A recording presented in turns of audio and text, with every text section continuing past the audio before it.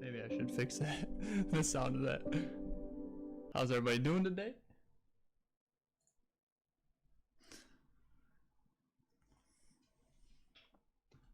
Trying some new music there. I want something a little bit more upbeat next time, but hopefully everybody's doing pretty good this weekend. This is gonna be our, I think, the fourth Bible study that we've done. Just give me a second here. For some reason, it's not really working on the Facebook. I was trying to get that to work. Facebook logged everybody out a couple days ago. No one knows why either. But supposedly they added some like off privacy stuff. I don't know if that's 100% true or not, but there's some fishy stuff going on. But at least we're on the YouTube and the Twitch. I think. Yeah. Looks like it. I'll have to look into it some other time. So last week, it keeps getting pretty good, you guys. The deeper we get into all this. This week, it's going to be, the topic is the mission of the 12 disciples. It's when Jesus, he pretty much just got done preaching for the first time, and then he's going to actually talk to all the 12 disciples to let them know on how to do their spreading the word and preaching and whatnot. And it's actually really good. Just give me 1 second. I would like to post on the Twitter and Instagram. I don't know if I have it here, but we can try it. Let's see. Yep, there's the Twitter and there's the Instagram. Yeah, it sucks it's not on the Facebook. Kind of gets me upset. Because I logged in too. It like asked me. It was like, hey, is this you? I was like, yo, that's me. Maybe it takes 24 hours to get approved before you can just stream. Probably. So maybe next time. Maybe next week it'll work. I'll probably throw up a test next week or something in the middle of the week just to see if it goes through. But there's some really good verses, you guys, that we're gonna talk about today. I tried not to highlight so much, but we're only doing 2 chapters. Because the first week we did it, went kind of long. The second week went like super long, and I was like, I need to cut down how many chapters I do. Because I always try my best to make it very understandable, from everybody's different perspectives and mindsets, skeptics and stuff, and good examples, things that lead to others. So, let's see. Oh, over on the Twitter, you guys, it's PrimetimeX13, and then over on Instagram, same thing, PrimetimeX13, and when it's 13, it's the numbers, so 1-3. One of these days, I'll explain exactly my full name, how and why I made everything I did. There's actually a reasoning behind it all. It's actually pretty strong. One of these days, I'll share it with everybody. Let's see here. So just get out your Bibles if you guys don't have it already. It's going to be Matthew chapter 10 and 11 is what we're doing.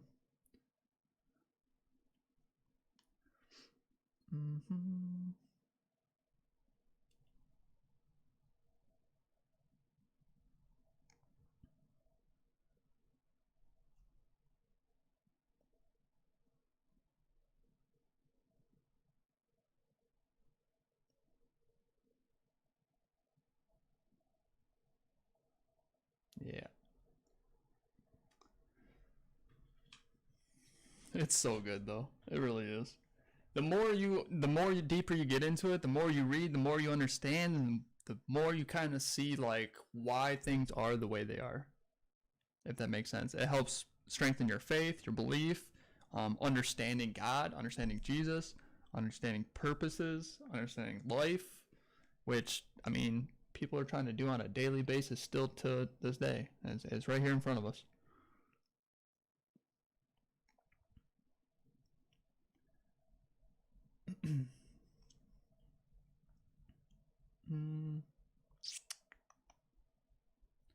I just want to do these notifications correctly, you guys, because if reach out to more people, who knows, they might really enjoy it. I don't know if you guys have been watching the NFL, but the Bucks won today. Go figure. Tom Brady's pretty good at football. You don't know who he is by now. I always say they're so good because let me see here. They're so good because it's like they understand the fundamentals.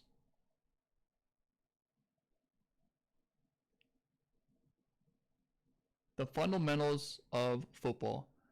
He might not have like the best arm or be the most accurate, but they know how to. They say football is a game of inches, and basically, they do that very, very well.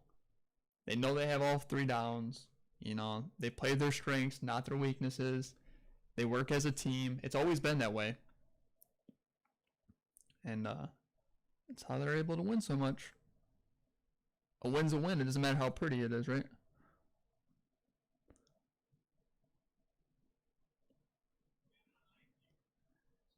Thank you for that follow there. Torn Droxian? Give me 2 seconds. I'm about to start here. How you doing, man? If you're a man. I don't know. How are you doing, though? Let's see. So I copied it. Sending it. Start what? The stream. I do a Bible study over here on the stream. I also have a gaming stream. If you want to check it out. That's Monday through Friday. Let me see. Right there. Monster Clutch. But yep. Over here is my Bible study. Once a week. Sunday. We're going to actually be talking. I started out with the New Testament because I think it's important to know, like, you know, who Jesus is, what he stands for, and his preaching and whatnot. Because things are a lot newer and different. Old Testament's more about, like, the history before that. And things change, so. And we do like 2 chapters a day. Or 2 chapters a week. Pretty simple, but pretty in-depth. Alright, here we go. Let's get started. And then today, like the title says, it says it's the mission of the 12 disciples. So like, okay, so Jesus was born, he grew up, he did his first preaching up on the mount, is what they call it. Like mountain, I guess. So up on the mountain, so Jesus explains a lot, and then he slowly collects his 12 disciples, you know, before and after this, and then now he's basically telling his 12 disciples on what they are supposed to do. Okay. So it's Matthew chapter 10 and then 11. And we don't do it word for word, the whole thing, but I do make a lot of, you know, certain verses and certain topics, certain points that are important. So I'm going to get into it. Eventually, I'll have it maybe where you guys can also see it, like next to me, okay? So if you don't have a Bible, you will be able to kind of see it. As I'm saying it though, I'm going to be reading it. So if you listen, you'll be able to keep up. All right. So let's see. Verse 1, it says, "And when he called unto him his 12 disciples, he gave them power against unclean spirits to cast them out and to heal all manner of sickness and all manner of disease." So the same thing that Jesus was doing with the healing and stuff, Jesus then gave them power to do it. Okay. So I thought that was actually very, I didn't actually know that.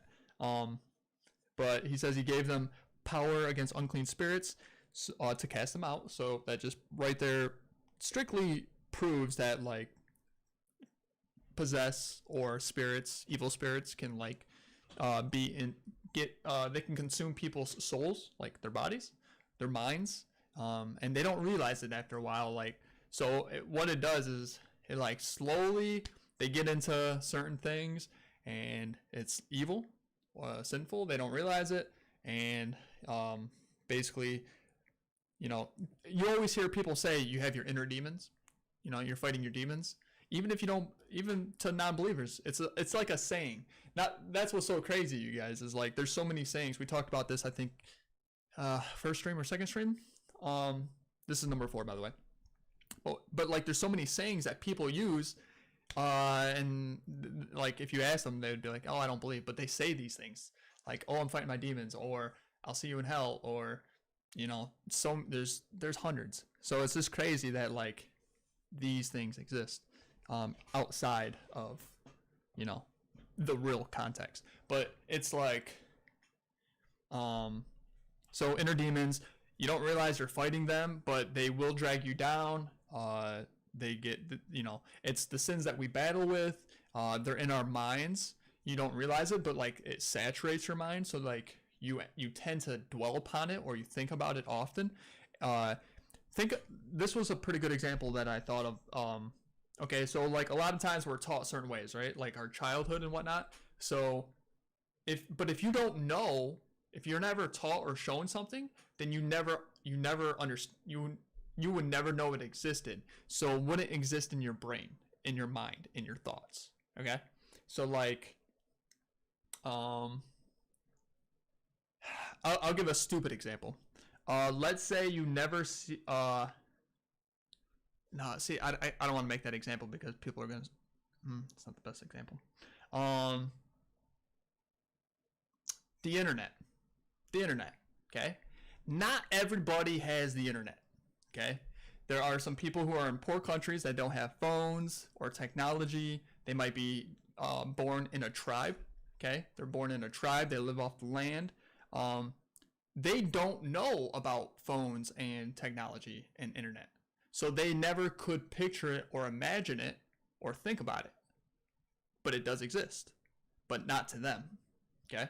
That goes for everything. Not just that's just an example of how the mind works. If you don't know it, you can't think about it. So like same thing works with sin. And that's the problem with like nowadays, sin gets more and more acceptable and it's more and more widely spread. So now we are living in it more and more each day without actually even realizing it.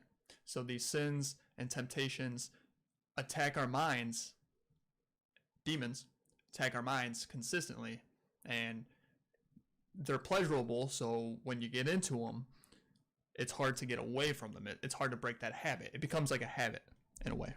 Okay, so that's why it's important. Like whenever you do decide to commit or change your life around, you have to actually change your living environment.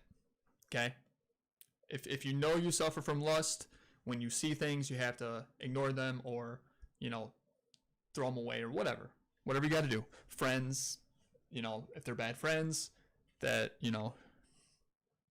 drag you down pathways that you're not supposed to go, then you're supposed to avoid them. Okay, doesn't mean you have to be mean to them, but you shouldn't be hanging around them. Let's see. So then he names all the different disciples. And then verse 4 stood out to me because after he names them all, he says Simon the Canaanite and Judas Iscariot, who also betrayed him. So right here, for the first time, we hear about Judas, and we also hear that they strictly even say that he was going to betray him. I'm pretty positive a little bit later, Jesus even confronts him and tells him, but this just kind of emphasizes that Judas is the one who actually betrays Jesus later on, which is crazy.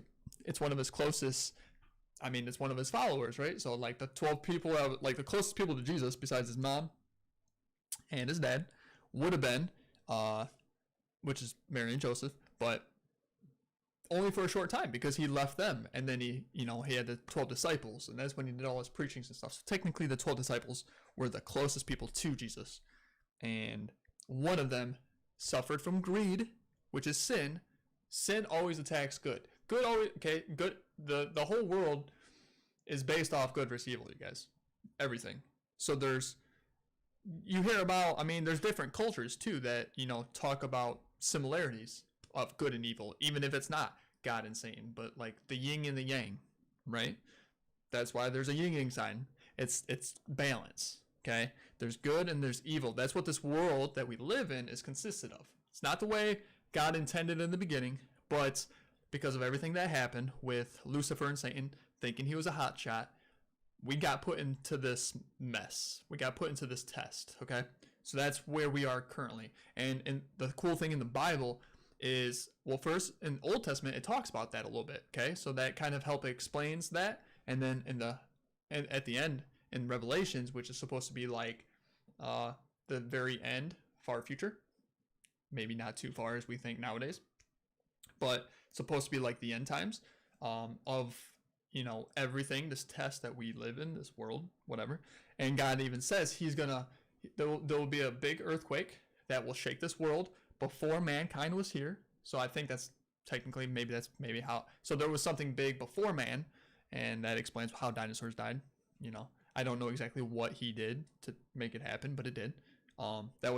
Which is kind of weird because there was a mass extinction that had to have killed all the dinosaurs because they were all around the whole world, which is pretty dramatic, right?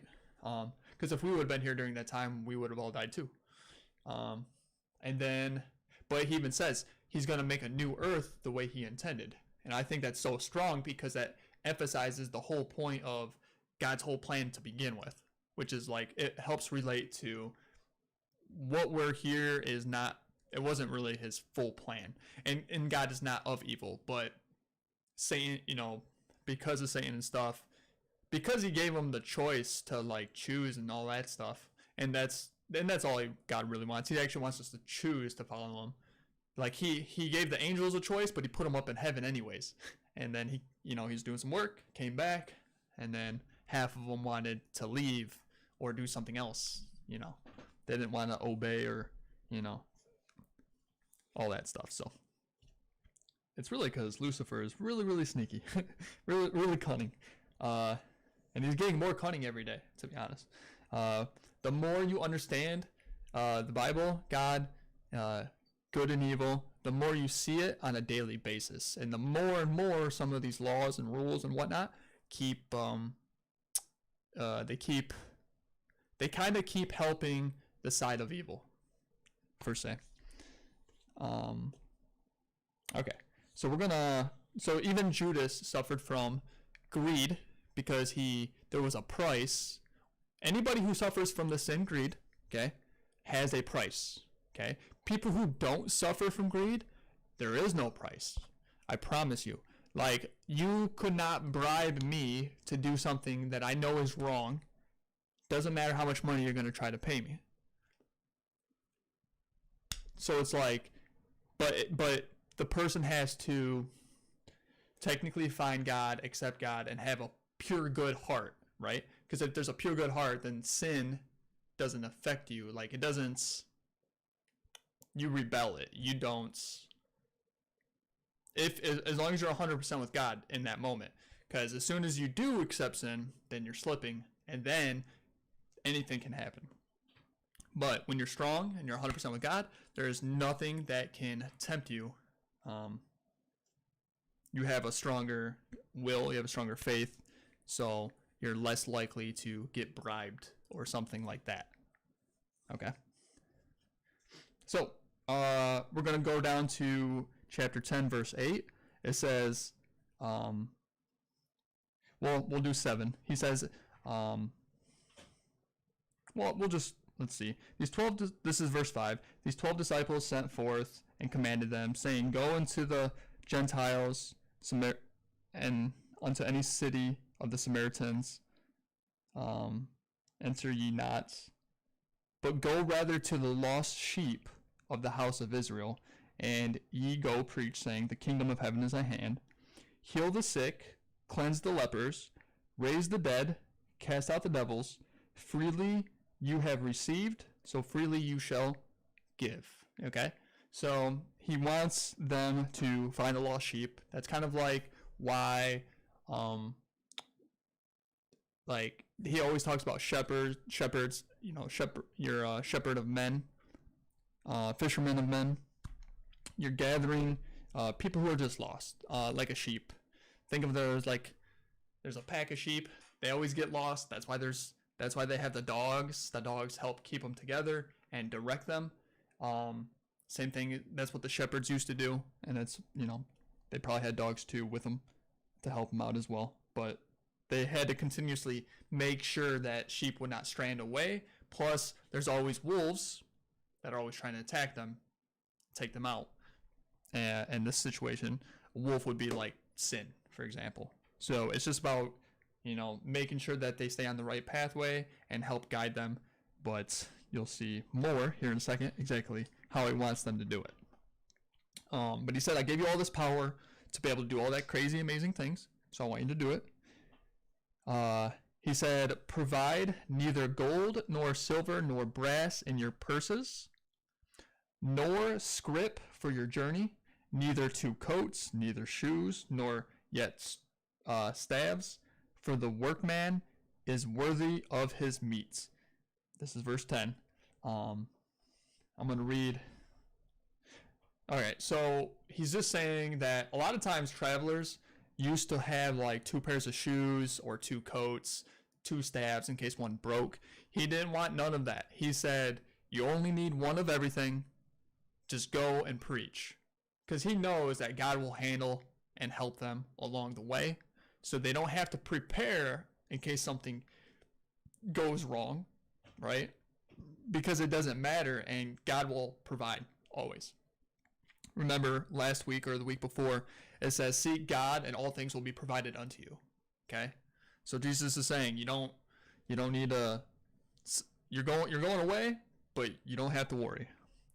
In verse 11, he says, and into whatever city or town you shall enter, inquire who in it is worthy, and there abide till you go thence. And when you come into a house, salute it. And if the house be worthy, let your peace come upon it. But if it's not worthy, let your peace return to you. Okay? So he's saying when you go into the town, you got to figure out who is worth even preaching to. Okay? Because there are some people who will rebuke and reject 100%. And you're not supposed to, because, God's word, God's teaching, it's supposed to be, it's there for all men, but when they want to listen, if somebody doesn't want to listen, you don't try to force them to listen. That's actually disrespectful. Okay? It's like outside of the Bible. It's like telling somebody that they're doing something wrong when they're doing it, or they don't want help. Okay? You go to help somebody, you got to ask them if they want help. If you just start helping and doing it your way, or this or that, or you tell them that, some people will take it the wrong way, it has a negative impact. You're trying to help, but the way it doesn't come off good, and it has a bad impact on it. So like they'll rebuke you, or it hardens their heart, and that's why some people probably hate God, or hate hearing about it, or whatever. And it's because people may have tried to force it upon them at times in their life. And then he says, whenever once you find who's worthy, when you go into their house, give your peace, Tony. Huh? Who's Tony? And so bless the house is what he's saying as you go in and go to preach. But then he even said, if the house be worthy, so that's pretty interesting. Verse 14, he says, and whosoever shall not receive you, nor hear your words, when you depart out of that house or city, shake off the dust off your feet. What's my name? My name is AJ.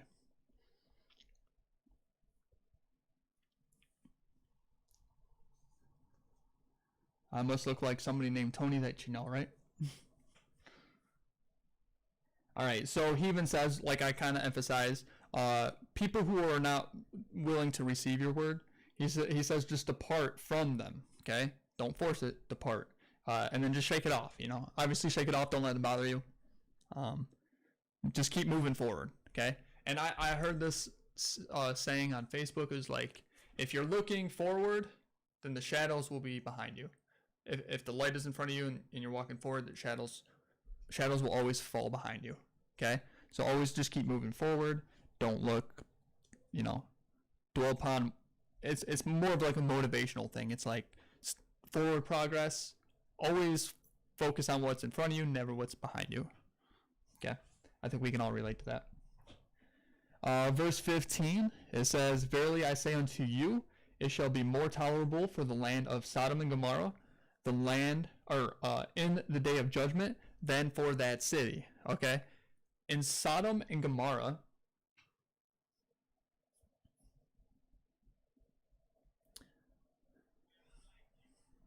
thanks for the follow. I don't know what you're talking about, dude. All right. So basically, Sodom and Gomorrah. I think I mentioned this in the first or second stream that we've done. That Jesus or God sent somebody in the Old Testament to go, tell them about God. And all right, man, take care. So he kept telling them, about God, and that he wasn't happy with them, okay, the way they were living and whatnot, and they kept rebuking them, and they kept living in their sinful ways. And then eventually, after so long, because the person that Jesus or God sent to do it, he wanted to, I remember he was like, just give me a chance, like, don't do anything yet, like, just please let me try again, second chance, third chance, fourth chance, right? But they just kept doing it, and Jesus, or God, I keep saying Jesus, but God had enough. He was justified. He's like, they're not changing. I'm sorry. No more preaching to them. I want you to depart from Sodom and Gomorrah and don't look back. And then he made it rain fire from the heavens, probably like meteorites or something, and destroyed the whole city. Okay, that was their judgment. Okay, and this was in the Old Testament. Remember, Jesus came. Things are different. Things are way different with like Judgment Day, how to do offerings and forgiveness. All that's different once Jesus came. Okay, so he even emphasizes, and I think this is very strong and ensuring, because he says, now Jesus is talking to the disciples. When you go into cities, he says, verily I say unto you, it shall, because he says, when the city rebukes you, or the house, leave and shake off the dust. And then he says, verily I say unto you, it shall be more tolerable for the land of Sodom and Gomorrah in the day of judgment than it was for that city. Okay? So, like, that's pretty strong, because, like, he's saying, even back then it was more tolerable. Like, so it's even harder. It's going to be even more harder, and their judgment is going to be, just as strong. That's why, we have, I think it was the second or third sermon, how some people will be in front of, God and be like, I did things for you, and, I knew of you, and I did some of your works and this and that, and God's gonna say, I never knew you, depart from me, and that's it. He's not gonna explain himself. He's not gonna do all that. So judgment is judgment. It ain't like a court case where there's gonna be lawyers and a jury. There's no evidence. Like, it's just it's either you are or you aren't, and then he's gonna be really, really stern on that day, which is going to be a very scary day for a lot of people. Verse 16, he says, behold, I send you forth as sheep in the midst of wolves. Remember how I said sin and people who rebuke and hate God and whatnot, they are like wolves. Okay, sin is so strong, and sin and it's so, sin and evil is like, literally, it's really dark. Okay, that people, not everybody that's a sinner is this dark, but the only people that would be that dark would be those who follow evil and stuff. There's some very evil people in this world. We hear some sick, crazy stories left and right all the time. Even in the history, there's been some very, very dark times. So those are the wolves. Okay. Some are a little bit more vicious than others. So he says, be ye therefore wise as serpents and harmless as doves. Okay, be wise as serpents, he even says, and harmless as doves. So you don't get back, you don't get revenge, you don't got to do any of that. But he does say, even be as wise as serpents. A snake doesn't put himself in a bad spot, does he? The serpent's usually always in pretty safe, secure places. It's hard to sneak up on a snake. So, which is pretty interesting, because like, a lot of people think that, because Satan became a snake during Adam and Eve, that like all snakes are evil, like kinda, but they're not. Like, it's just like a misconception. uh Lucifer or Satan just became a snake during that moment. And it probably made sense because there was like a tree, there was fruits, so something, an animal, had to be like there, so that way he didn't look like he probably, that's his way of deceiving. And then he was able to talk to Eve to be able to convince her to be able to take it. He might have even like wrapped around the fruit to make it drop in front of her and said, "Oh, go ahead, take it."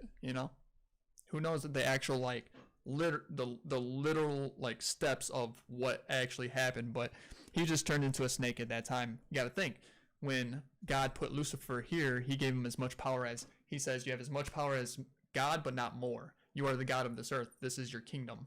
So of course he can turn into a snake if he wanted to. He could turn into a dove if he wanted to. God just made all the animals. So he's even telling his disciples, be wise as a serpent. Okay. And if you think of animal behavior, it makes sense. So, but let's see. Verse 19. Okay, it's going to get really good, you guys. Verse 19, he says, "But when they deliver you up,"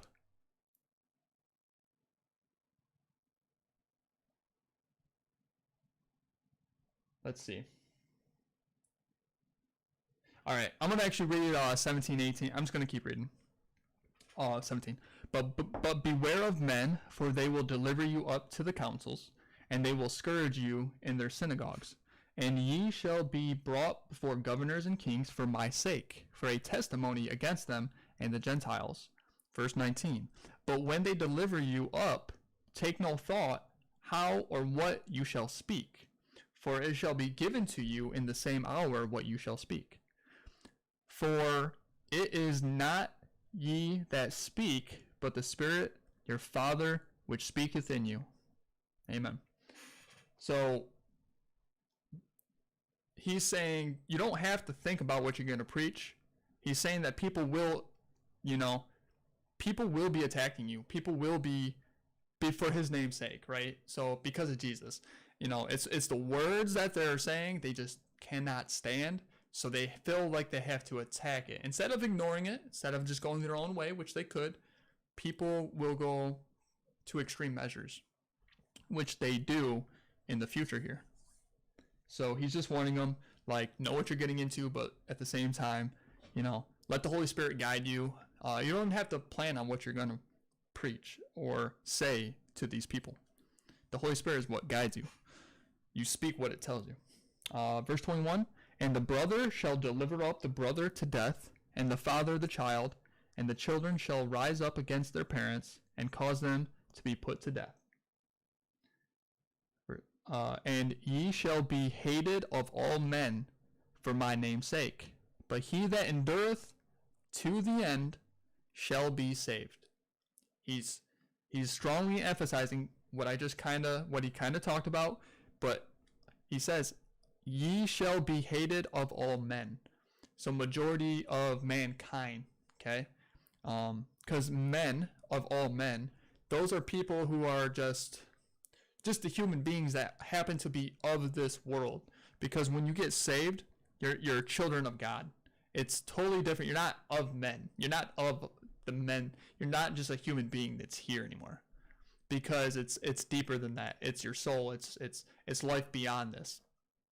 It's like a second, they call it you're being born again. Because like the physical birth, we're all born here, right? We're all men. We're all like mankind is basically what it means. All men means mankind, you guys.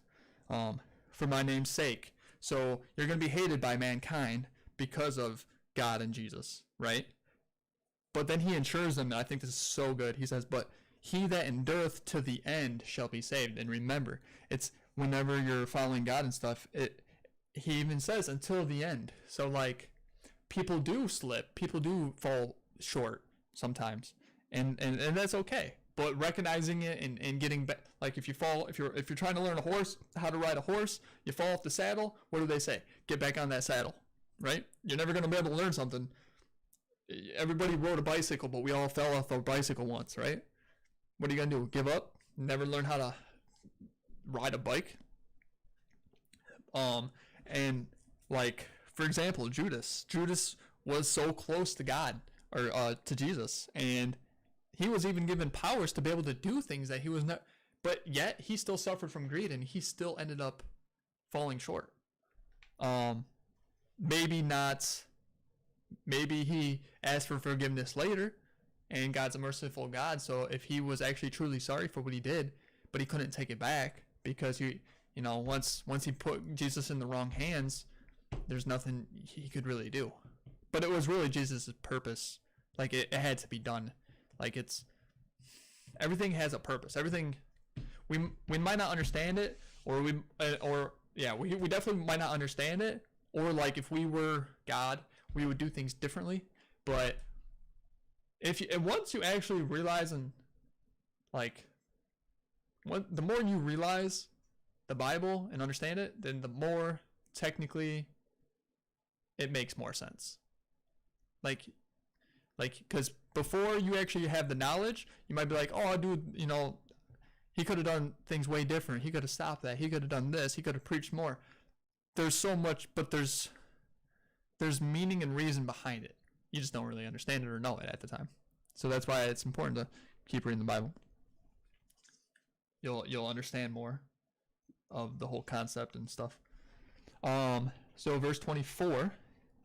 Let's see. Well, we'll just do 23. But when they persecute you in this city, flee you into another. For verily I say unto you, you shall not have gone over the cities of Israel till the Son of Man be come.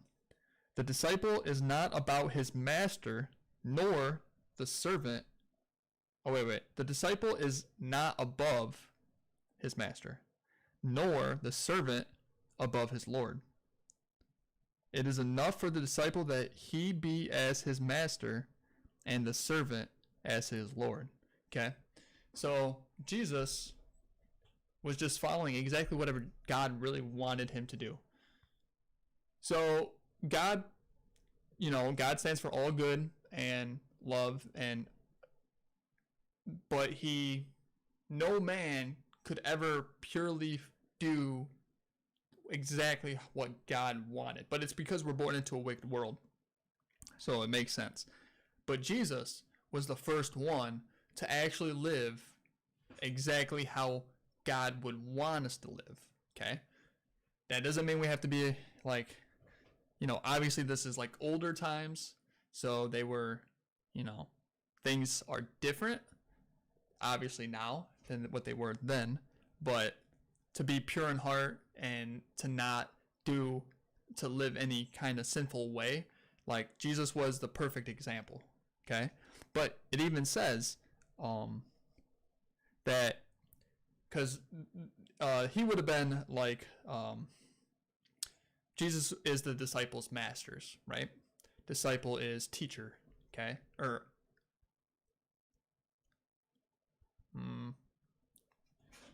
I'll have to look back into that. You know what? Let's just do it right now.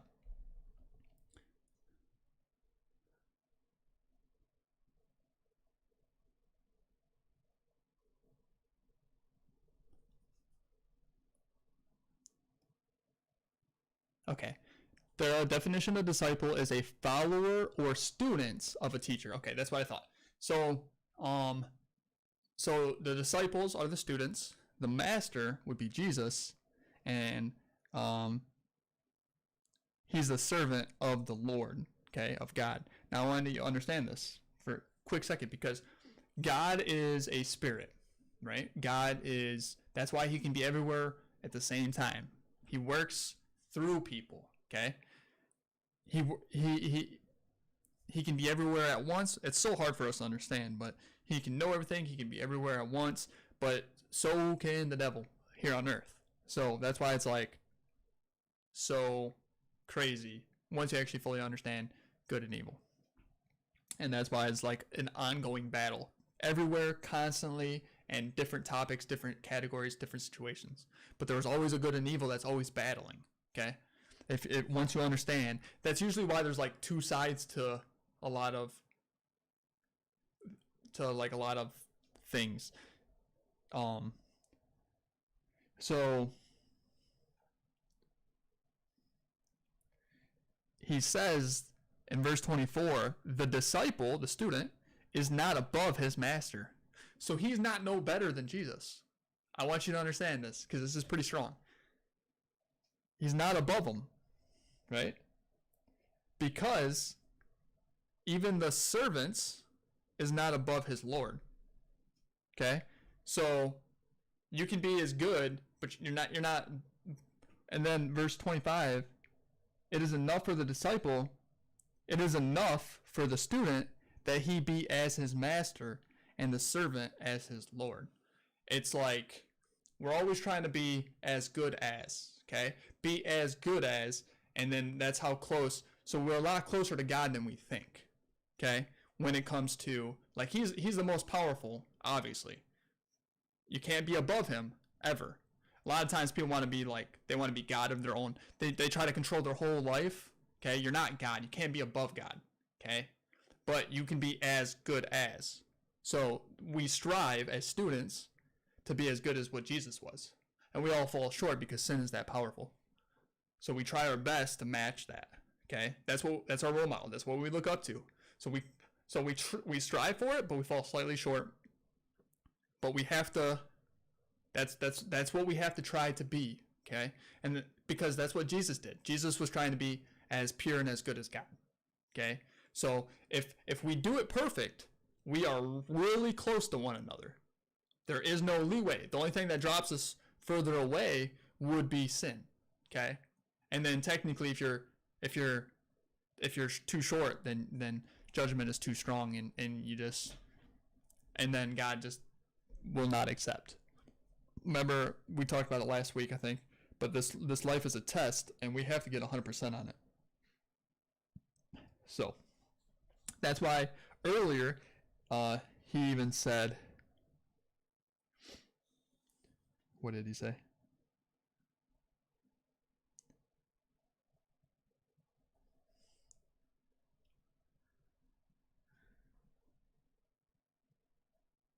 That that you have to do it into the very end, okay? I can't find it for some reason. Okay.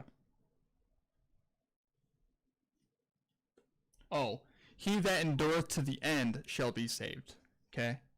Because you'll be hated by all men, but because you gotta think, these disciples had to go from city to city and whatnot, and like they probably, I mean, it happens on a daily basis, and it probably gets discouraging for some preachers and whatnot when they talk, because sometimes they might not understand on how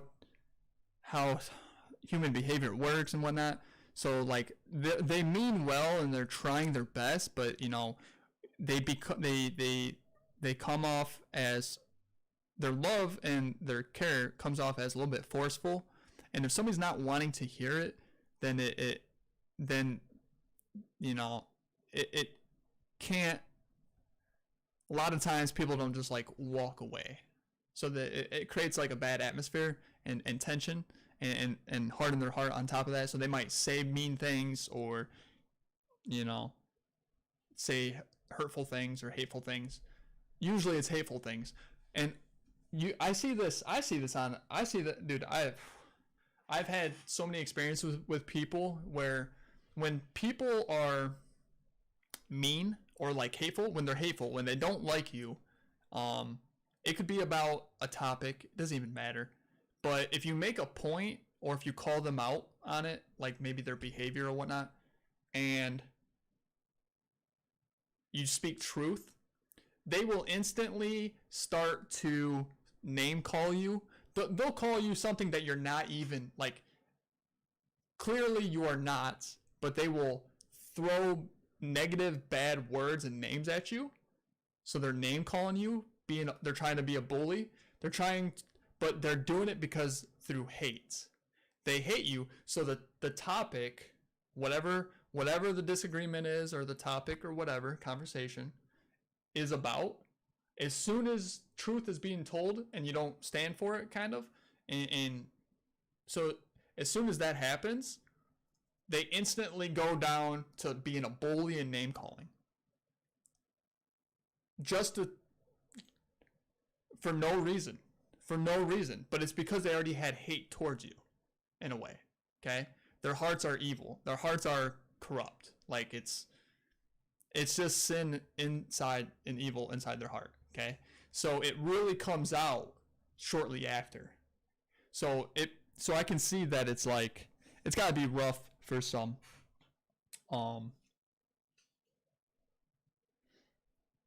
But it's not about so I think it's just so he says to endureth it to the end shall be saved, because you're going to be hated by all men. You're not supposed to give up. You're not supposed to surrender. Like, you're not trying to please people. You're trying to help people. That's all it is. You're not. So what? And you got to understand how sin works, because and evil, because you're going to run into it all the time. You'll run into it, and that's okay. But you just pray for that person, and then I was listening to this pastor earlier today. He said how God schedules the time. Okay, we don't schedule the time. We don't know how things will work out. All we can do is try our best to listen to the Holy Spirit and do as we're told and as we're supposed to. So what happens is God takes care of that later. Okay. Verse 27, it says, "What I tell you in darkness, that speak in light, and what ye hear in the ear, that preach ye upon the housetops. And fear not them which kill the body, but are not able to kill the soul, but rather fear him which is able to destroy both soul and body in hell." Okay? So don't be afraid of man. Man might be able to kill your body, but they can't kill your soul. So you don't have to be afraid of that. If that's what it comes to for some people, that is what it is. Okay? You just cuz for who can kill the soul and body in hell, right? Would be God, cuz God's the one who's going to send you there technically. That's who you should fear. And God says that's why it's been said that the only person you should fear is God. Okay? You don't fear people. 27, he says, and so basically, whatever he tells us behind the scenes, like when I'm studying, preachers, whatever God speaks to us, speak in the lights, and ye hear in the ear, so whatever we hear from the Holy Spirit, preach upon the housetops. So God wants us to be loud about it. Be loud about it. Obviously, don't chase people. Don't force it. But at the same time, don't hold it in. Don't not do something about it. Okay, that's part of thy will of thy Father. Verse 32. We're gonna skip down. Well, actually, these are some pretty. This is a pretty popular verse that's well said. So we'll just keep reading. Are not 2 sparrows sold for a farthing, and one of them shall not fall on the ground without your Father? But the very hairs on your head are all numbered. So even God knows all the hairs that are on your head. That's one of the most common ones that are used. And then he says, "Fear you not, therefore ye are you not more of value than sparrows?" So he's saying, I take care of the animals. Animals have nothing to worry about. But you're even more important. So you have nothing to worry about. Because a lot of times that's what a lot of times anxiety and we all get scared or nervous, or and there's no need to. Once you have God, it's just you don't have to worry about tomorrow. He even said that. We already read that. Tomorrow will take care of itself. A lot of times we try to plan things and schedule things, and as long as obviously it's okay to keep track of some stuff, and you got an appointment tomorrow, you got to make it on time, this and that, but a lot of it is actually out of our control and we don't realize it. We try to have control of it, but things can change in a heartbeat. God says he will provide for all things. So you actually have to live that way. And you can't just say you believe it and then not do it. Because if you say it if you say you believe it but you don't believe it, and you're still planning things that are still causing stress and anxiety and worry, then you don't have the faith that God's actually going to handle it. And that's between the person and them, the person and God. So like, it's hard to tell people that, because a lot of times we do believe in things, but are we strong? Like, because it's all about how strong we believe in something, right? Like, you can kind of believe in something, you can almost believe in something, but when it comes to God, you have to believe in him for it to work. So there can't be no doubt. There can't be because that's what happens in this world, is like, we're too busy seeing and hearing stories of other people and other situations, but like, either first of all, are they following God? Probably not. So yeah, that's probably why they ran into the problems that they did. But if they had God would have handled them or taken care of them, or he's in the process of doing that still. Because like, even though we want results or things to happen a certain way now, that's maybe not how God wants us to. Like, maybe he has a whole different plan for us, we just don't know it or see it. Okay? It's like, oh, I want this house and I'm saving up for this house, and then all of a sudden I don't have the exact money, or it gets sold to somebody else. Well, I just wasn't meant to have that house if I'm following God. You know what I'm saying? But I shouldn't be worried about it. So like, somebody who's like worried would be like, throw a fit and this and that and whatever, because they're trying to control whatever it is that they're trying to control their life, and God controls your life. If you let him. If you try to control your life, you're just gonna struggle in many different ways, and people always look and be like, oh, well, there's people who don't follow God that are rich, or wealthy, should I say, because rich is in the mind, wealthy, which is money, but that doesn't mean that they're happy. That doesn't mean that they're successful. That doesn't mean any of that, because like, the next day there could be a forest fire, they could lose everything, or their business could go bankrupt, and then all of a sudden they're negative a couple $1 million. It happens all the time. So we're so busy trying to strive for what we see in society, which is success, but that is not true success. So we're always chasing what other people are chasing, but it's not the right pathway. And we get so blind by that, and we don't understand that. And then once you hit it, once you do achieve that kind of lifestyle, those people are going to be you strive so much energy and time and effort into something that's you're going to end up, something's going to bother you. It's going to be hard to sleep at night, or maybe you did some shameful things that you're not proud of to even get there, stuff like that. And you got to live with that. So it's a rough way to go down. Verse 32, chapter 10, it says, whosoever therefore shall confess me before men, him will I confess also before my Father which is in heaven. And I thought this was pretty cool, because Jesus is going to be right next to God on Judgment Day. And we, because Jesus is the one who died for us, it's his blood that was shed. So Jesus is going to also be like, yes, he was following me. That's why the whole thing is like, follow Jesus. That's why Jesus is used a lot more than God, right? Obviously we're following God, but it's really Jesus who came here on earth as one of us to do something extraordinary, and he always wants us to follow him. So he'll be like, yes, Father, he was following me. He's allowed to be in heaven. Do you know what I'm saying? I just thought that was pretty cool. God already knows, obviously, but Jesus will be there confirming it.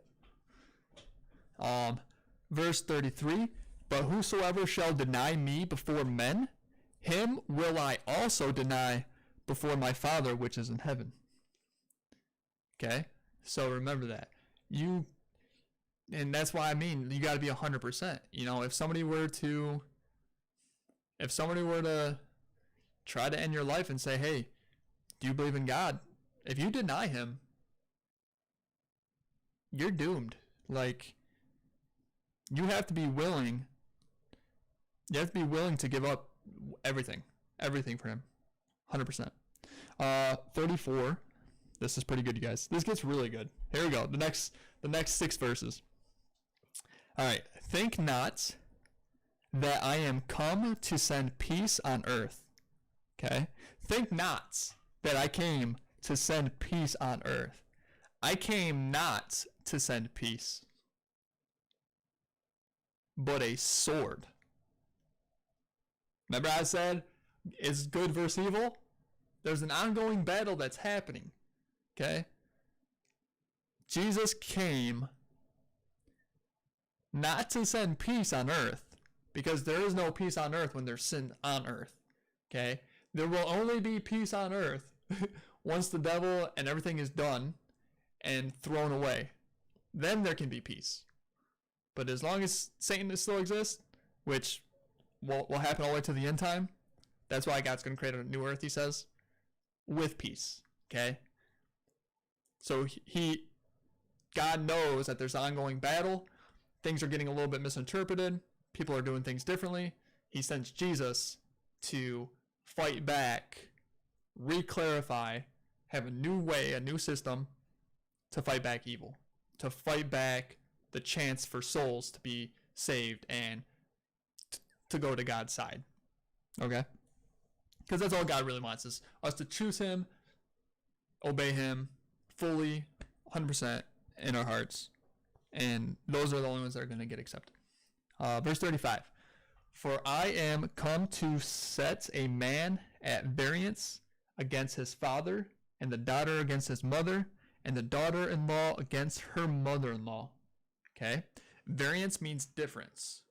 For I am come to set a man to be different against his father. So, he talks about a lot of like, right now he's talking about a lot of,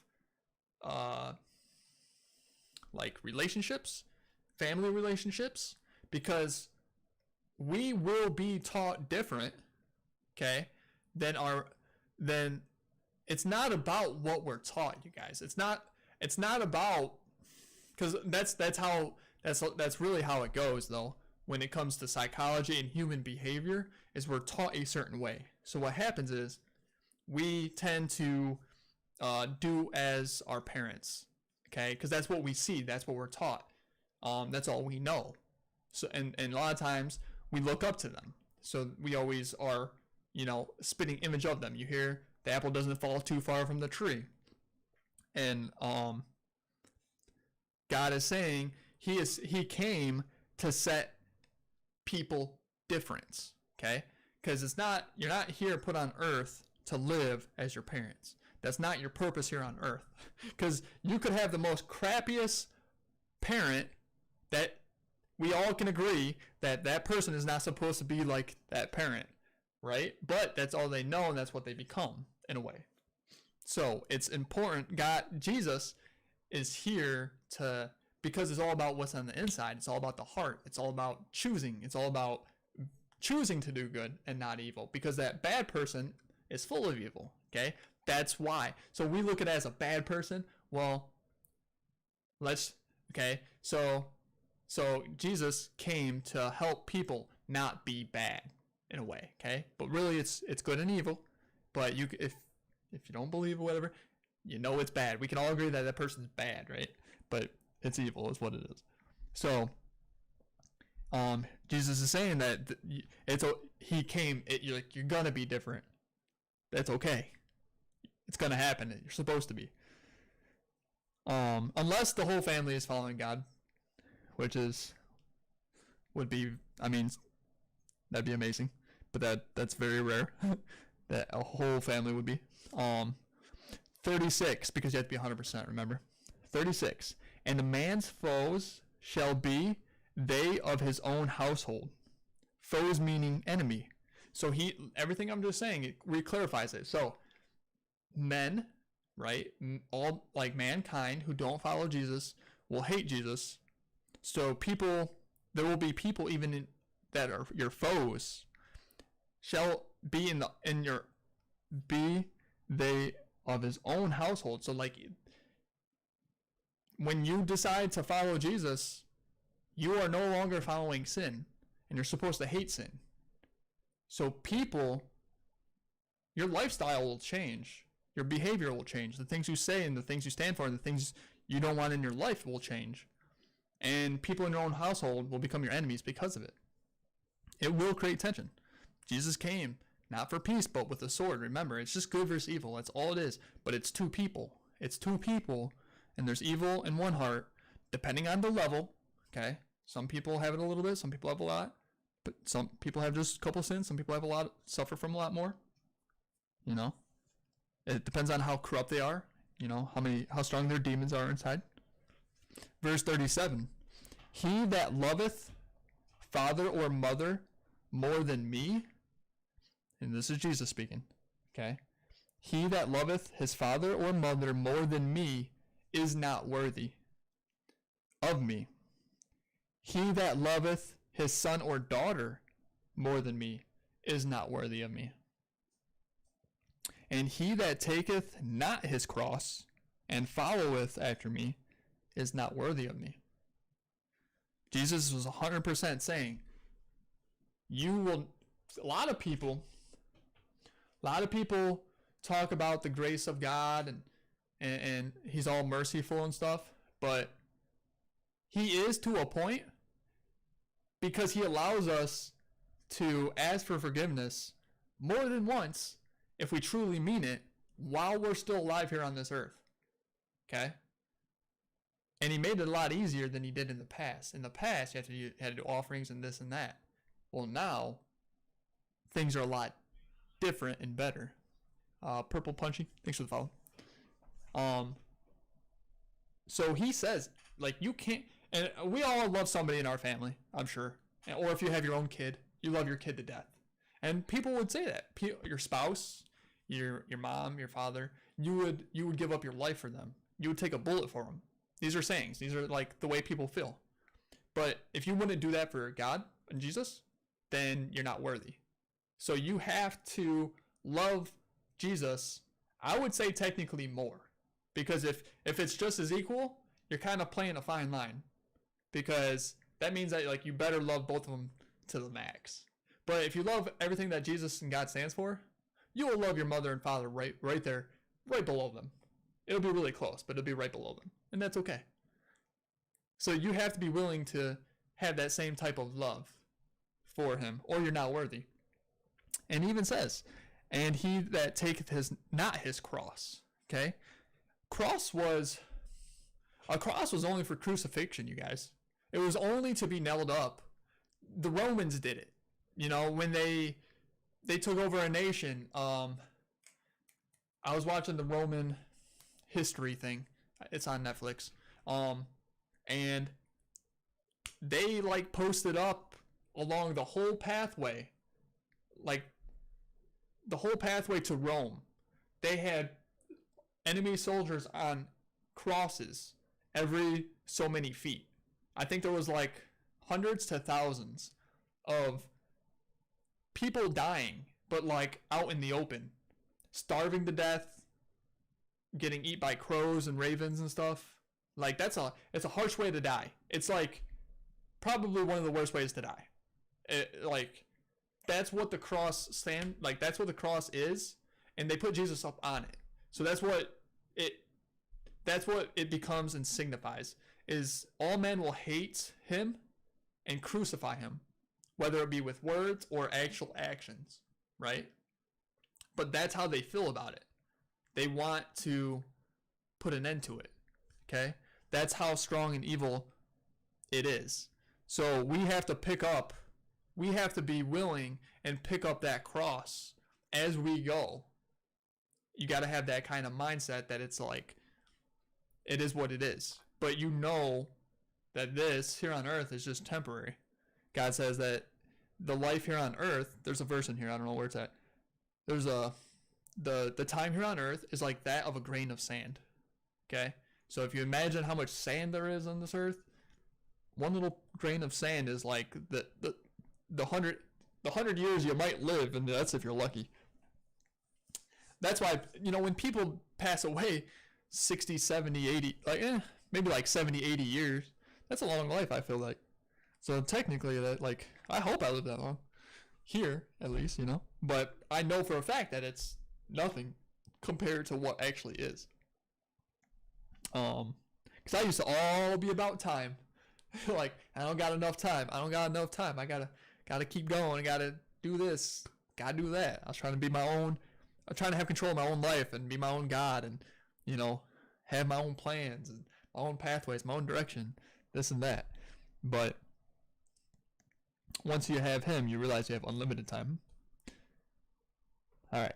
So, verse 39, chapter 10 in Matthew, he says, "He that findeth his life shall lose it, and he that loseth his life for my sake shall find it."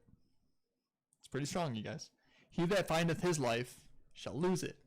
So if you're planning here on, we're all taught, in school at an early age, which I think is a little bit wrong because it forces the kids too fast. You're forcing people to make a decision if they're not ready to make the decision to go to college and figure out what you're going to be what's your career, You got to think, like, 10, 11, 12 years old, you're into video games and you barely even you start barely liking, girls or boys, whatever. Because at first you don't even, like, when you like them, you don't show it, you don't advance, you don't, you probably do mean things to them, actually, which is weird. I used to do the same thing. I liked a girl, I don't know. Anyways, so you do, weird things at, 10, 11, 12. You're learning just how life kind of works and, feelings and stuff. And then you got to think, there's only a couple years, and then you're starting to get into sports and stuff like that. And then even, hanging out with friends, cliques, groups, which is a big thing. And that's what, technically that should never exist, but it does exist because of evil, because we feel like we are better than others, or we hate on certain groups. So that's what divides, because that's what cliques, groups divide. That's why they never really get along. If they all did, it'd be great, but then everybody would be friends, right? I used to go to a big school, and then after 2 years I went to a smaller school, and it was a lot nicer because more people knew more of each other, so there was a lot less of cliques. So, there was a lot less hatred. There's a lot more unity, in a way, okay? Unity would be love, right? Acceptance. So, you got all this division. So, the kids are put into groups and then sometimes bullied and this and that. And then all of a sudden, they're 16, 17, and then it's like, hey, you got to figure out what you want to do with your whole life. So, then they get forced into that for the next year or two. And then all of a sudden, they're supposed to go down that pathway. That's crazy. And then a lot of times they'll be going on that pathway. They change their college. They'll drop out. They'll change they'll change whatever they were learning for 2 years. They wasted all that time and money, and now they're gonna do a whole different thing because they didn't really like it.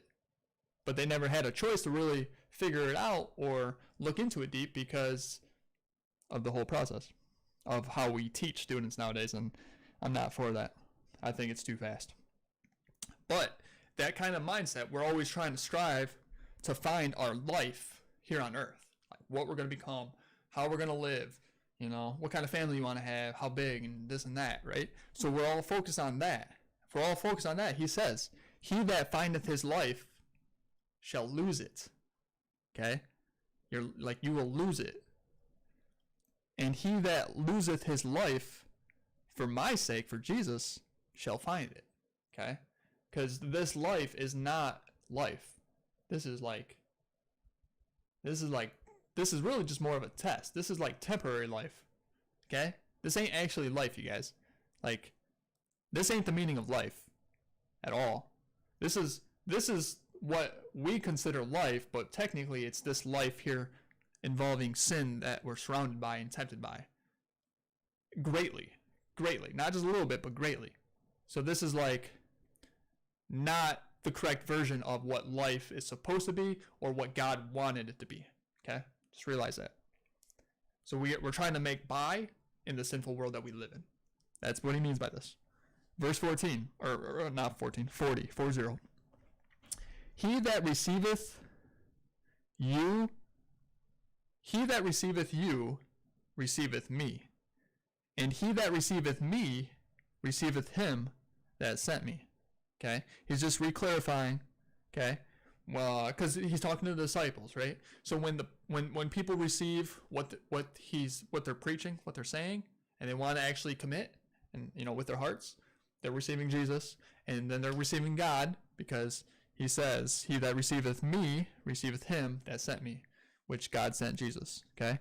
So remember how I said we're not above, but we're like real close? That's how it's supposed to be. It's supposed to be like real close. God, Jesus, us. That's how he wants it. And that's why you got to be 100%. There is no leeway. Like, that's why you have to fully commit until the end. He said that earlier. We read that. It's not that you do a bunch of works and then he's all merciful and okay with us falling apart towards the end. God will not. That's why, like, when you're ready to commit, like, don't commit until you're ready to commit. Okay? Don't commit until you're ready to commit. And when I mean that, I mean like you got to be serious about it. You have to change a lot of things in your life. Everybody would. I know for sure, because I'm still doing it. Like, more and more I see things, and more things I change. Because you understand sin and evil. So it's all about, because it's everywhere. So you got to eliminate it as much as possible out of your life, so that way it's not so tempting and strong, and then your faith is stronger, so you're not likely to go back into it, and because you can't get into it at all. Like, you got to stay away from it. So it's best to get rid of the temptations, the people that would drag you down, or all that kind of stuff. All right. So now we're going to go into chapter 11. Now this is going to go a lot faster, because chapter 10 had a lot of good stuff, but he was actually talking to the disciples, which is his students. So you got to think of like a sensei, karate. I've been watching Cobra Kai lately, which is really good on Netflix. If you don't know what Cobra Kai is, Karate Kid, okay? If you're OG like me, Karate Kid was a movie. It's really good. Mr. Miyagi, wax on, wax off, okay? Now there's a Netflix series that is based on the same people. I'm pretty positive the same people, same two kids, but now they're grown up. They still have a rivalry and stuff. So chapter 10 is all about the teacher, the sensei, and his students. Okay, which we're supposed to be just as. That's what we're striving for. So now this is John the Baptist, who he's in prison. Now when John heard in the prison the works of Christ, he sent two of his disciples, two of his students. John the Baptist is the one who actually baptized Jesus. He was put in prison, and so he doesn't actually know everything that's going on, but he heard about it. So he sent two of his students to go to him and talk to Jesus. And said unto him, Art thou he that should come, or do we look for another? Jesus answered and said unto them, Go and show John again those things which you do hear. The blind receive their sight, the lame can walk, the crippled basically. The lepers who had leper's disease are cleansed. The deaf can now hear. You streaming Clash of Clans new season tonight? No, that's Monday through Friday on Monster Clutch. Yeah, Monday through Friday, so tomorrow. And we're doing a whole new Legends, like a Legends tournament. The new Legends push and Elite Monstars is going to reopen up. So 3 big things are coming. But tomorrow. All right. over here, I just do my Bible study every Sunday. All right. The dead are raised up, and the poor have the gospel preached to them. Okay? So basically he's just saying, go tell John everything that you hear, that you see. Verse 6, he says, and blessed is he whosoever shall not be offended in me. Okay? God will only bless those who do not rebuke him, hate him. No, it's okay. Purple punchy. But now you know. Now you know that the two streams are separate. That's why I did it though. I didn't want the confusion and all that stuff. Let's see. And blessed is he whosoever shall not be offended in me. You cannot be following God but be offended by some of the stuff he says or stands for. You know, you can't. You got to be 100. Got to be 100%. That's why I say like commitment. It's the same thing as like, you know, if you commit to somebody, like, you know, if you commit to your spouse when you get married, if you have commitment issues and you get married, there will be a problem later down the road because you're not actually committed to that person yet. Okay? You got to be, when I say commitment, you're willing to do anything to make it work. You're working as one to become one, it's not two that are like different, but hopefully it works out. Hopefully everything works out. No, you gotta be as one. That's why marriage is like very difficult for those who have commitment issues. And what's worse than being together with somebody for 15, 20 years, and then have a bunch of fights and arguments and stuff, but that's because two people weren't fully committed, and a lot of times, you know, God's not the center. If God was the center of both people, there'd be a lot more good in their lives and in their hearts. There'd be a lot less conflict, right? Less arguing, less name calling, less anything that would be considered bad or ugly or mean. That's evil. So there'd be a lot less evil in the relationship. That's why, yeah. Now we're going to skip down to verse 11. He says, verily I say unto you, among them that are born of woman, there hath not risen a greater than John the Baptist, notwithstanding he that is least in the kingdom of heaven is greater than he. Okay. John the Baptist was like really, really pure in heart.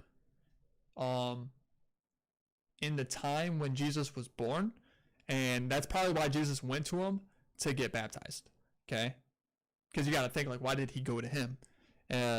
But John the Baptist was preaching of the coming Messiah, and he had the open mind that it could he had the open mind that it could be a baby boy, it could be a human, right?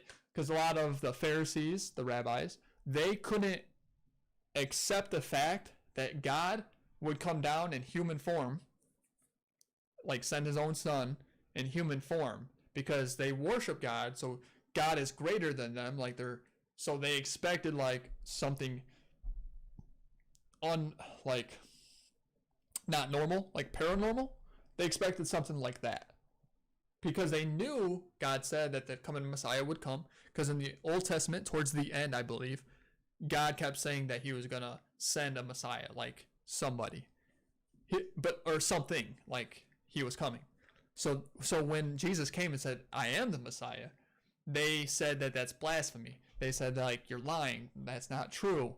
But it's because they didn't have the open mind to actually see it that way, or even give a chance to understand it. They weren't listening to him. They probably heard bits and pieces, but they had a hard heart about it. So therefore, they rebuked him. And I thought this was pretty good, because verse 11 says, verily I say unto you, among them that are born of women. Okay, every person is born through a woman. I just want to clarify this. It says right there. So if you're able to have a kid, you are a woman. according to the scripture. Verse 19, we're going to scroll down. I think you guys can pick up what I'm laying down here. All right, verse 19. It says, the Son of Man, because see, I didn't really highlight too much here, so I'm just going to kind of skip down. I always try to highlight anything that really stands out, okay? You guys can always read the different spaces that I don't read, but not all of it is like super important, and I would rather just talk about the most important things, and I like to go in depth with it, so there's that as well. Especially when it comes to like skeptics and like things that I hear on from so many different, people's perspectives and stuff. So it's really good to like actually pick it out when you come across it, and because the Bible clarifies it, okay? It doesn't matter what people think or say, or they pick verses randomly all over the place, and it might not even have to do with it. But if you don't actually, if you didn't read everything before and after and whatnot, then it can get thrown out of context. So verse 19, it says, the Son of Man came eating and drinking. Okay,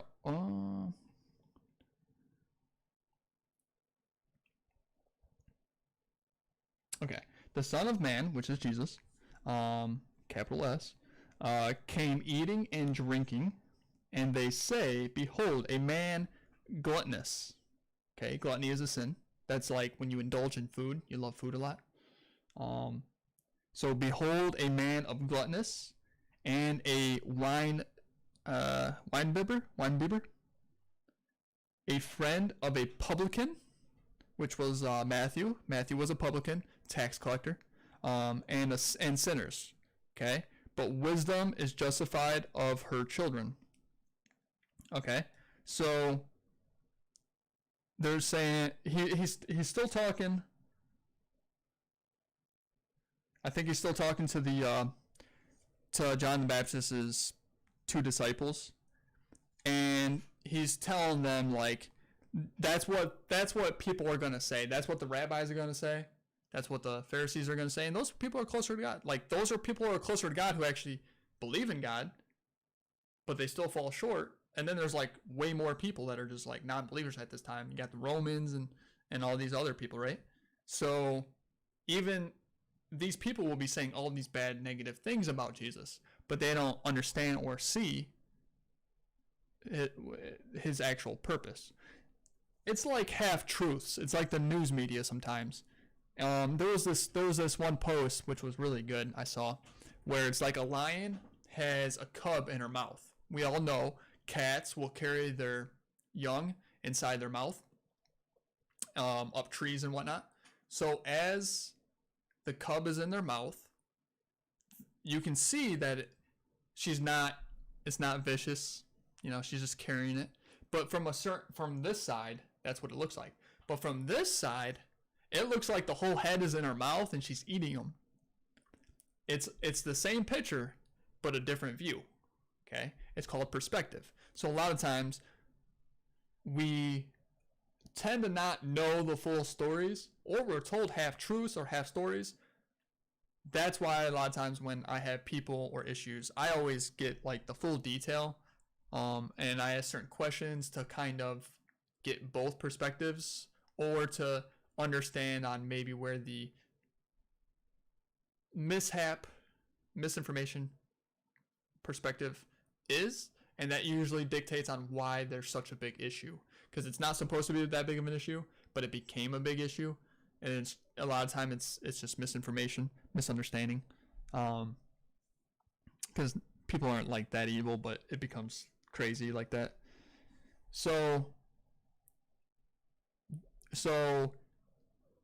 people will be saying, because he was eating with Matthew and the sinners, that like, he's the Messiah and he's eating with sinners,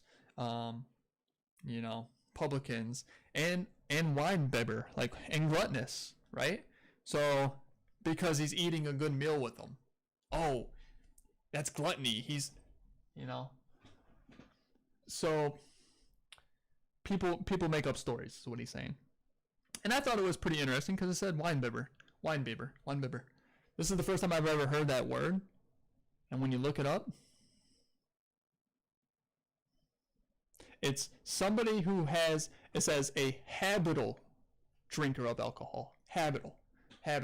Because a lot of times people are saying, people wonder if, are we allowed to drink alcohol or not? Well, right here, according to what people might say, because yes, the wine, they did drink wine, and then some might be like, well, maybe it was not alcoholic wine, which is a possibility, but like more of like a juice, but at the same time, maybe it did. And right here, kind of, I think shows that maybe it did, because it says wine, that Jesus, this is the first time they ever brought it up. Okay, this is the first time about Weinbiber, or wine or alcohol in general. And these are people who are overemphasizing it, right?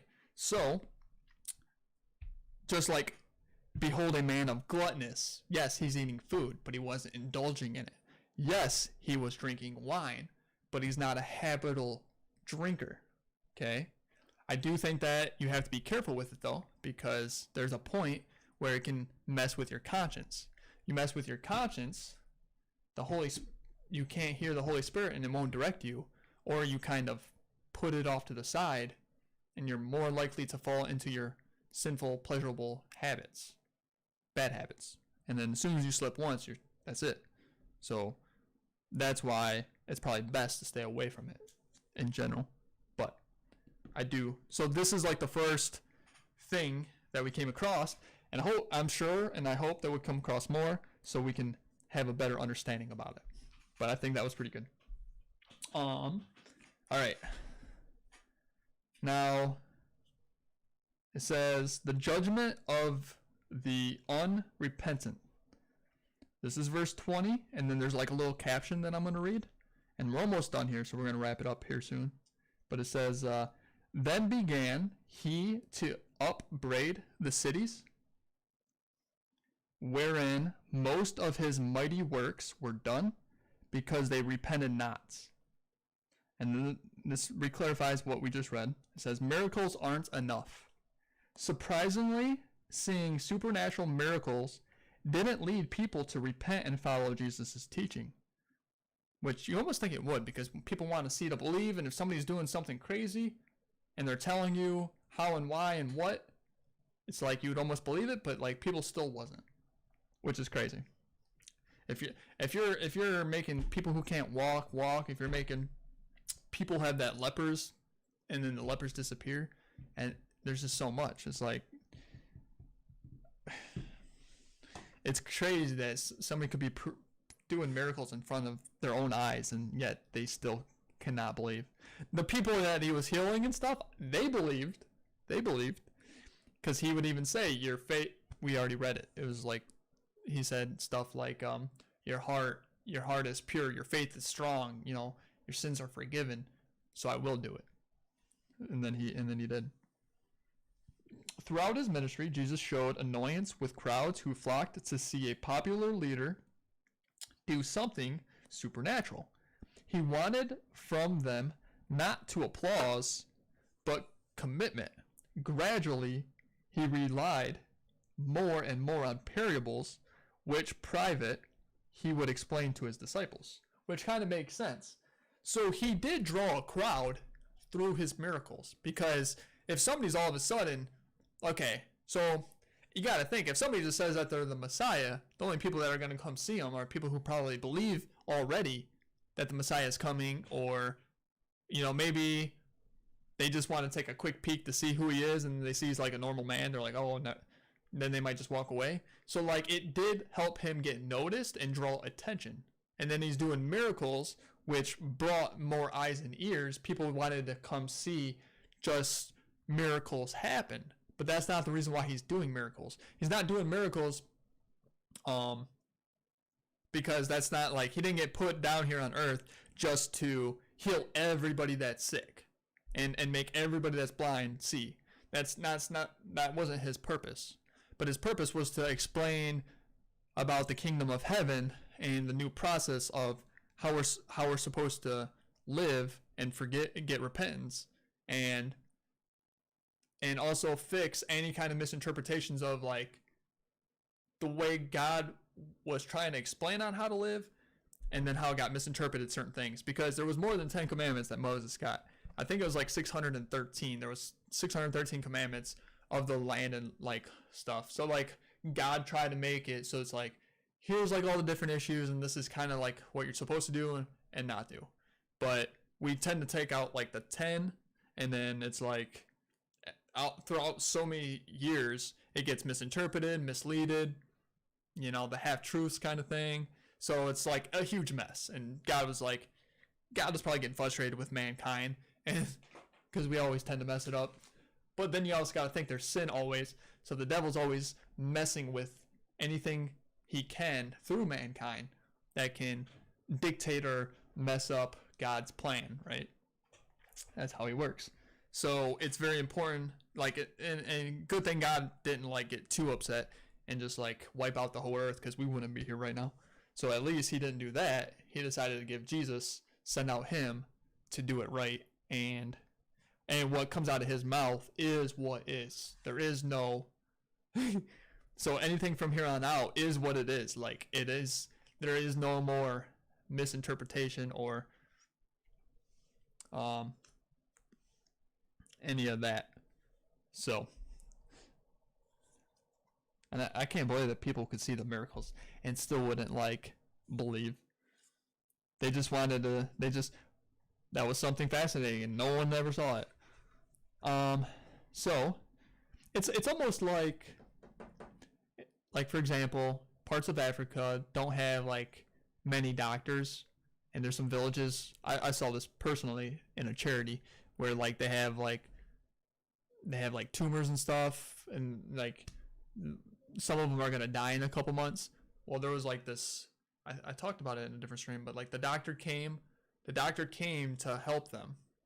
They would walk weeks or months to get to this location to see or get help.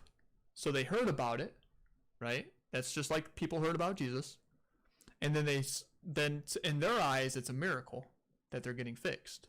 That oh, this big thing could be taken away. That's like a miracle in their eyes. And so people would still travel and go and seek. So that's what was happening with Jesus. But it did help be able for him to teach. That's why he eventually resorted more in like parables and stuff, which makes sense. Which is like, because that was the true meaning, right? So chapter 11 verse 22, it says, "But I say unto you, it shall be more tolerable for Tyre and Sidon at the day of judgment than for you. And thou, Capernaum, which art exalted into heaven, shalt be brought down to hell. For if the mighty works which have done in thee had been done in Sodom, it would have remained until this day." Okay.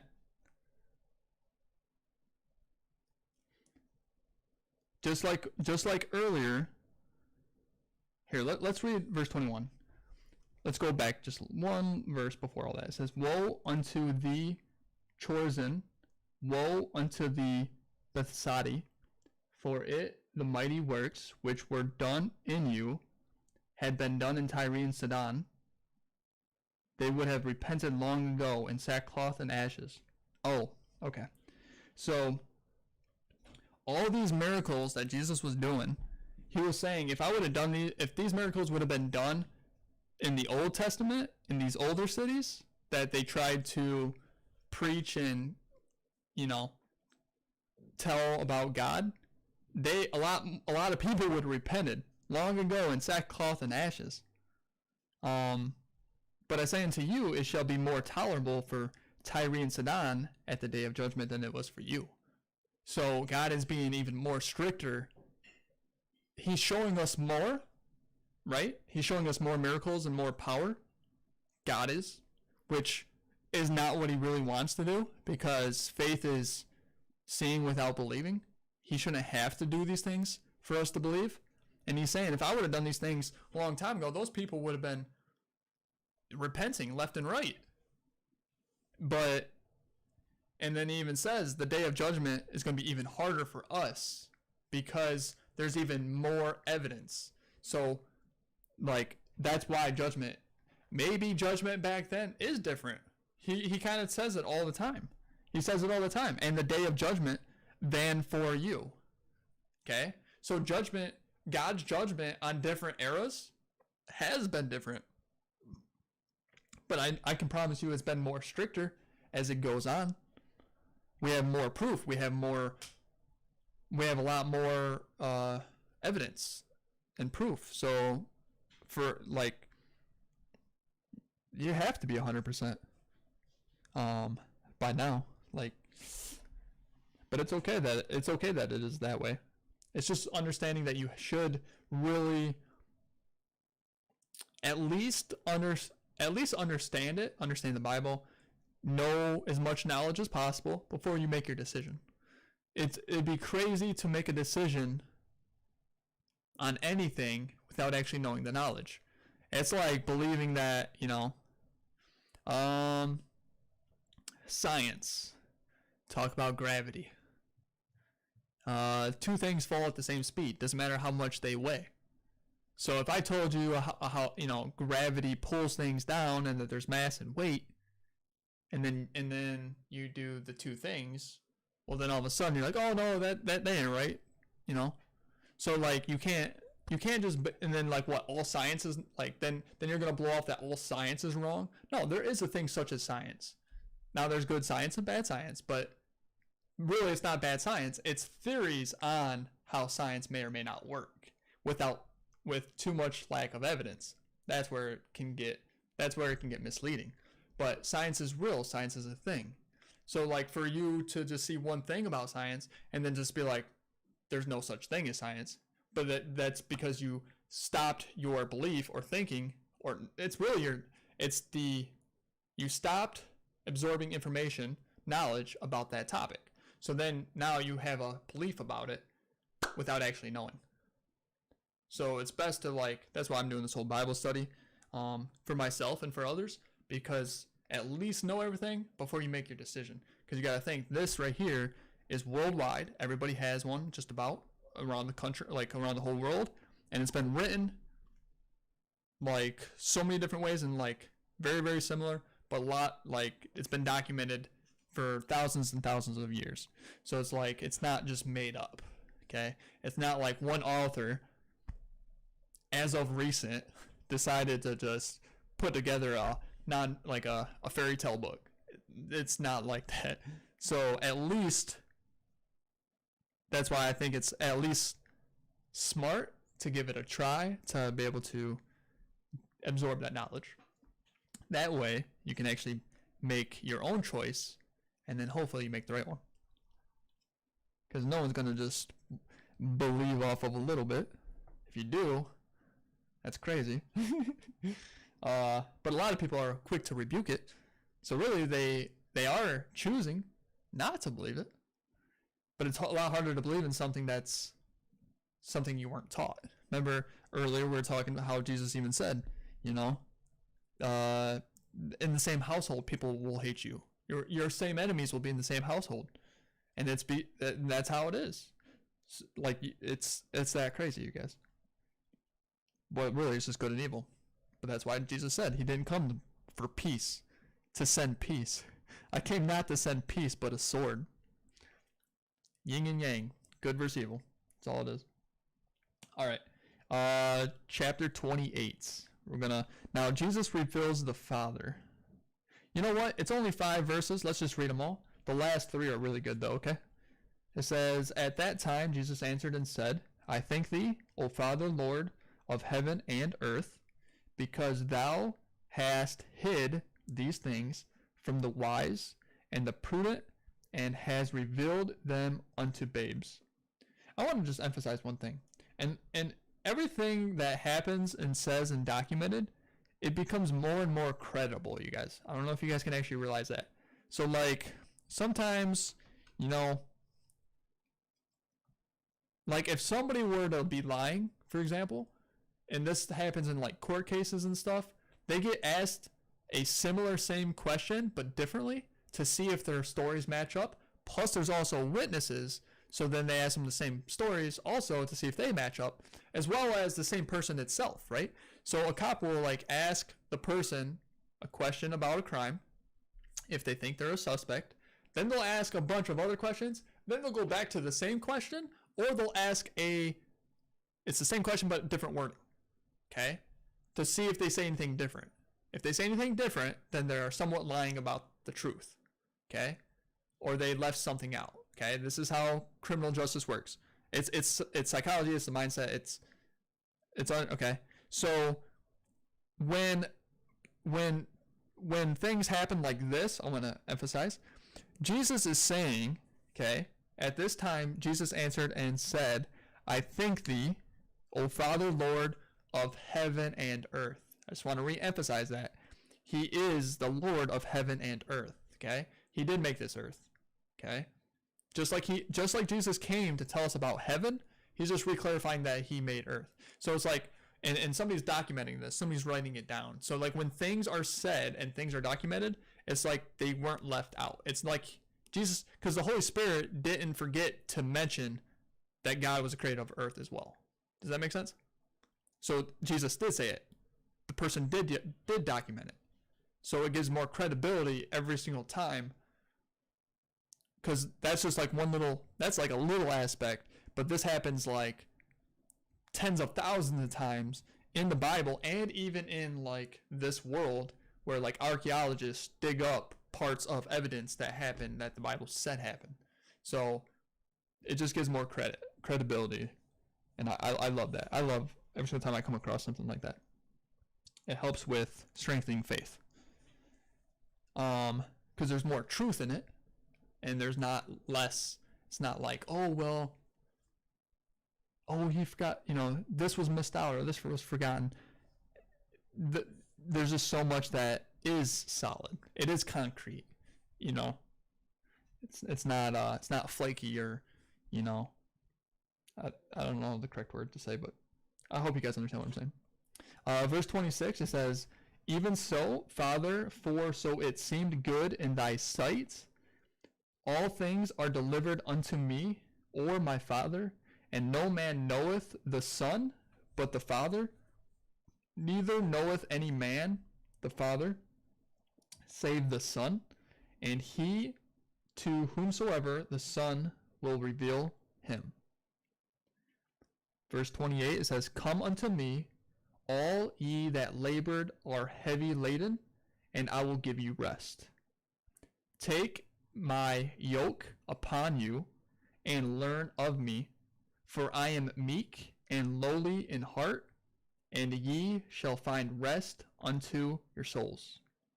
Okay? For my yoke is easy, and my burden is light. All right?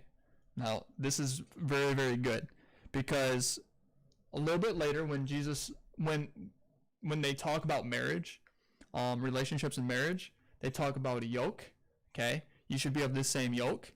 And yoke is what cattle used to use.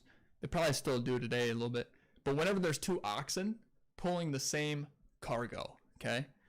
So Jesus says, take my yoke upon you and learn of me, okay? For his yoke is easy. So so imagine Jesus being right next to you and you're wearing the same yoke, okay? It is no two ox, they go in the same pathway. They go in the same direction. One cannot go in an opposite direction as the other because they are linked by the yoke, okay? So that's why it's so important, especially in marriage and stuff. You have to find somebody that is going in the same direction as you. If you guys or if you're going in two different directions, but you try to force a relationship, it's not going to work 100%. But God's supposed to be in the center of our lives. So if God is in the center of one life, but he's not in the center of another life, that's two different directions. Okay? The person would have to, it's not saying that they can't get saved, but maybe rushing into marriage is not a good idea. That's why it's important to like morals, beliefs, character, how somebody is on the inside. That's very important when looking and seeking for somebody to be your companion, to be your soulmate, right? Because, as he says, take my yoke and learn of me, which I think is really good. Learn of me, which I was talking about earlier. That's why it's very important that we do a Bible study and just understand and learn about him. For I am meek and lowly in heart, and ye shall find rest unto your souls. Okay? So, Jesus and God, it's all about the soul, you guys. And that's what makes us so much more different than any animal. A lot of people who don't believe call it like your heart, like your gut, your instinct. It's different, right? It's something. It's there. It's something. We feel it. We know it. We just call it two different things. But to know that it's there and that it exists, to a non-believer, it kind of blows my mind that they might like think about it. Well, maybe it is our soul. Maybe this whole book talks about that it is our soul. So to think that it's like something else, I think it's worth a shot to be like, well, maybe it is. Maybe it is a soul. Okay. Well, if it's a soul, then more of this makes sense. More of this, because that's what he's talking about. Everything has to do with our souls, you guys. So, but yep. For my yoke is easy, and my burden is light. Okay, it's just God stands for the light. Everything that is good. That's why hell is claimed to be all dark. It claims to have no life, no water, no good. Okay, everything because God's presence is not there. Because you hear about how and it makes pretty good sense because God is everything that is good. So there are things here on earth that people could see that that is good even if they don't believe in God, right? Like the sun, provides growth for vegetation. That's good. That's something that's good, right? Because they can feed people and can make us continue to live and whatnot. So that's something that's good, but God is good. That's why I can understand why some it got misinterpreted. They said, Greek mythology, the sun, the god of sun and the god of this and the god of that. Well, it was the gods of some good stuff and the gods of some bad stuff, right? But that would be good and evil, which really is God and Satan, but they have their demons that are angels and the things they stand for. So they just separated it because they didn't understand it and got misinterpreted and they didn't believe that way. And so it becomes similar but different, if that makes sense. Well, obviously it wasn't right according, because, it wasn't who they weren't giving credit to actually who was. But when God is, so all hell is obviously a pit of fire where, that's where the souls will be. Okay. That's where the souls will be contained. But everything that is described and how hell is just, it's a place where God's presence does not exist. God's presence is here on earth for this time, for until he does officially come and then put an end to this world and then, cast the final judgment where there will be nobody and then everybody is put where they need to be. And then hell is just a place where God is not. So there's going to be hell and then God is everywhere else. These people can't escape. He puts Satan in his place as well. And then he creates his own earth and all this stuff. So everything will be of God and the way he wanted it. There won't be another Lucifer. There won't be another Satan. There will never be another test like there is today. Okay? Hallelujah. Okay, because like what we're living in is crazy, but every person had to do it, and it gets crazier as it goes on. So as long as we stay strong and keep our faith, we just stay strong, do as he says, do his will, and then in the end, everything gets balanced the way he intended it, and then life will be. I can't even imagine what life's gonna be like then. The new earth and heaven and eternal life, like the things, and a lot of people might even be like I'm a gamer. I love the game. I don't know if there's gonna be games in heaven, but you know what? I can guarantee I'll be happy doing whatever's in there, whatever's in heaven and earth, the new earth.